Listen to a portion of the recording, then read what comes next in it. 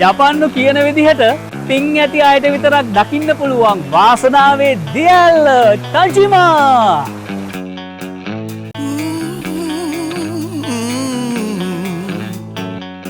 වාහනේ public park එකේ නතර කරලා ඔයාලට පුළුවන් මේ අත්වැට තියෙන පුංචි පාරේ මේ පාර දිගටම යන්න. ඉතින් මේ පැත්තෙන් වතුර පාර ගලාගෙන යනවා. අපි මේ අත්වැටත් එක්කම පාර දිගේ මෙහෙම යනවා. යමු.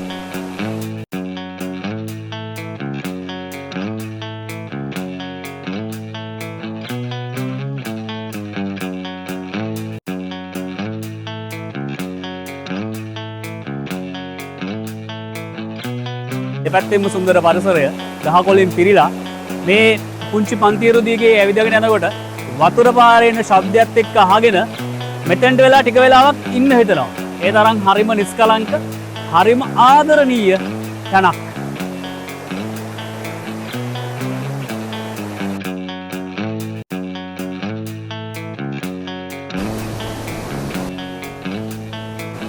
හරියටම කිව්වොත් මම මේ ඉන්නේ තජිමා දියැල්ලේ උඩ මුදුනේම තැන.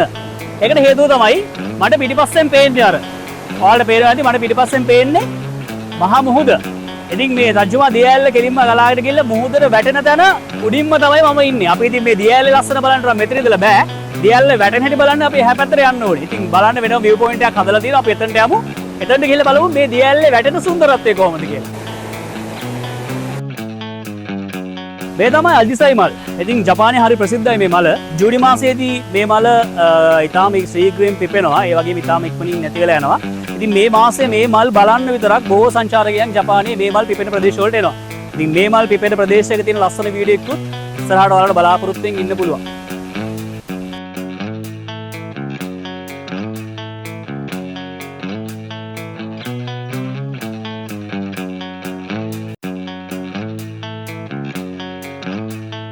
මේ තමයි තජිමා දියැල්ල. ඉතින් මේ තජිමා දියැල්ල හරියටම සුන්දරත්වය බලන්න මම අර කලින් කිව්වා වගේම මේ පඩිපෙළේ බහැලා ගිහිල්ලා පල්ලෙහා තියෙන ලස්සන view point එකටලා දියැල්ල සුන්දරත්වය බලන්න පුළුවන්. එහෙනම් අපි යමු මේ දියැල්ල සුන්දරත්වය බලන්න.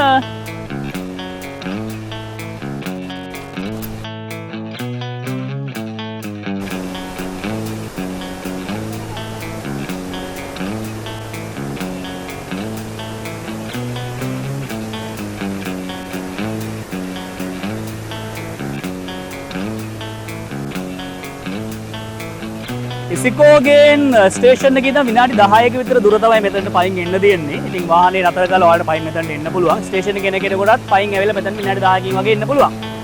මම අර දියැල්ල ගැන කිව්වනේ. මේ දියැල්ල වාසනාවන්ත අයට විතරයි දකින්න පුළුවන් කියලා. ඒ කතාව ඇත්තටම මේ තියෙන පොඩි ජනප්‍රවාදයක්. ඇත්ත කතාව තමයි මේ දියැල්ල සක්‍රිය වෙන්නේ වර්ෂා කාලයේදී විතරයි. ඉතින් වර්ෂා කාලයේදී එකතු වෙන වතුර ටික ඕම ගලාගෙන ඇවිල්ලා කෙලින්ම මුහුදට එකතු වෙනවා මෙතන. අන්න ඒකෙන් තමයි මේ දියැල්ල විශේෂ දියැල්ලක් හැටියට හඳුන්වලා තියෙන්නේ.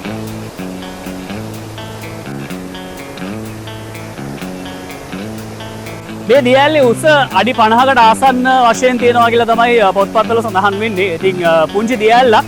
හැබැයි මේකේ සුන්දරත්වය ගැන අපිට එහෙම පුංචියට කියන්න බෑ.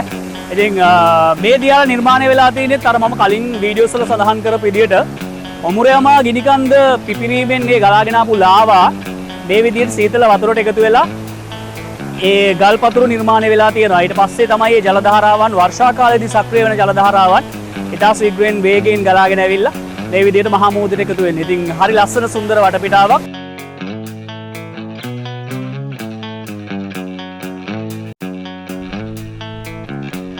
සම්පූර්ණ වන ප්‍රදේශයේම වනාන්තරයේම පරිසර ආරක්ෂිත කලාපයක් හැටියට හඳුන්වා දීලා තියෙනවා. ඉතින් ඒක අපි රැක ගන්න ඕනේ. ඒක විනාශ වෙන්න ඉඩ තියන්න හොඳ නැහැ කිසිම වෙලාවක. ඉතින් මේක මෙතනට එන ඕනම කෙනෙකුට ඒකේ සුන්දරත්වය බලන්න විඳින්න පුළුවන්.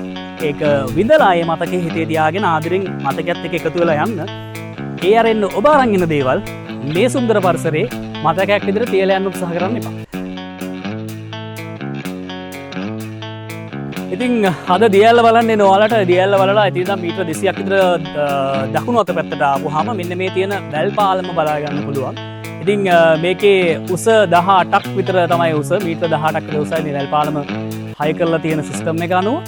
ඉතින් එතනින් එහාට මේකේ දිග මීටර 60ක් විතර දිග වැල් පාලමක් හැටියට තමයි හඳුන්වලා තියෙන්නේ.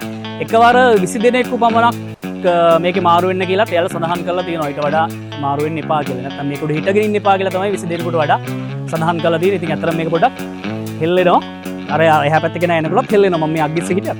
ඉතින් හරි සුන්දර දෙයක්. හරි සුන්දර වටපිටාවක්. මේ වගේ ලස්සන දේවලුත් බලා ගන්න පුළුවන්. මේ පාලම මැද්ද වගේ ඉන්නේ. ඉතින් මේ හරියට බලපුවම මේ පැත්තට සමාන දුරක් තමයි තියෙන්නේ. ඉතින් කොච්චර උසයිද කියලා පේනවා.